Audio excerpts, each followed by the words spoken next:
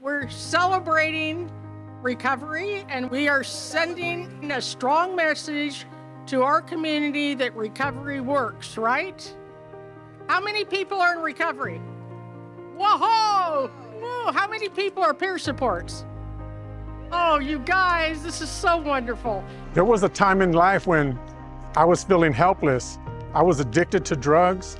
I was on the streets. I thought there was no way out. I had a brother he's no longer here with us, and we weren't familiar with talking about our feelings and what we've been through. Tavo, what is going to happen to my son that he's going to turn 18 years old really soon, and you're going to close services? What is going to happen to his life? And sadly, I don't know that answer. I came from a family of 5 brothers. And, you know, being an indigenous and with our way of life, alcohol seemed to be a big thing within our family.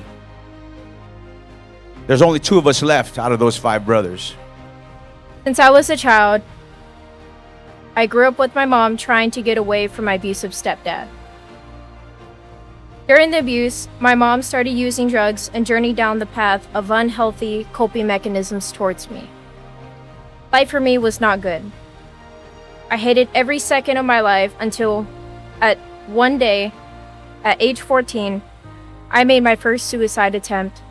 In 2024 alone, Access served over 600,000 Arizonans with mental, behavioral, and neurodevelopmental disorders. Cutting Access funding wouldn't just reduce access, it would increase healthcare costs across the board. People without access to care end up in jails, ERs, or worse. How can you make a difference today? By supporting Medicare and Medicaid. Those services make a difference. It helped me in my recovery, and it's helping others today. I didn't reach out to anyone until this lady over here found me on the side of a mountain and took me in for help.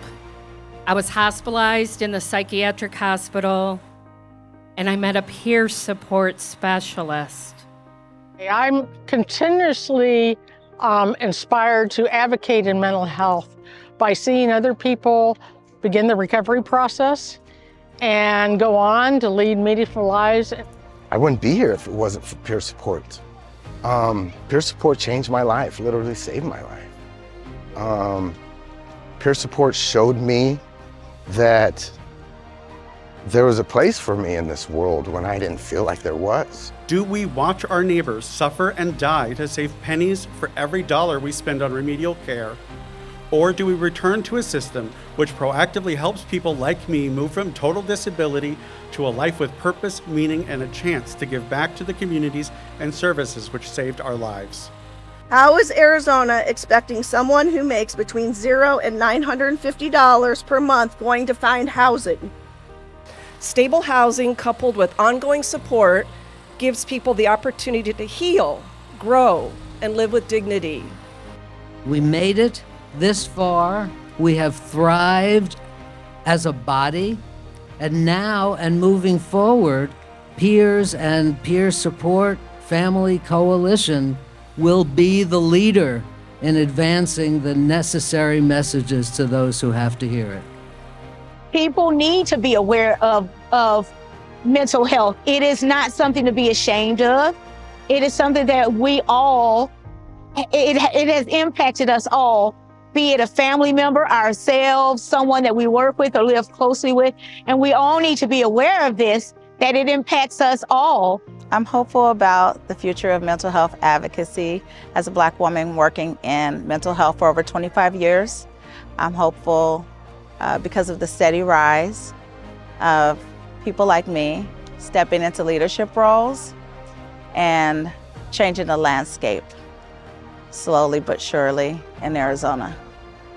It's really important for people to share their mental health journeys for a number of reasons. And in Dr. Brené Brown's early work, she really talks about how shame only exists in the darkness, and that's where it festers. So if you bring it into the light, that's where it can heal, and it will never heal in the darkness. You will live with it, and it will eat you away.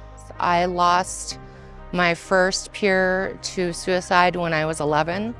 What is my vision for a better mental health community would be that everyone is coming together collectively from all facets, legislation, physicians, agencies who provide the mental health care to our community, and collaboratively get together and understand each other's perspectives and our barriers and how we can work together.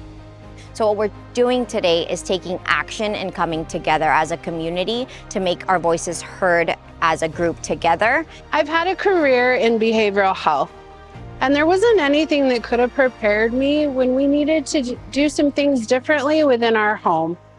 We needed to create a space of healing, and together we needed to navigate system of care.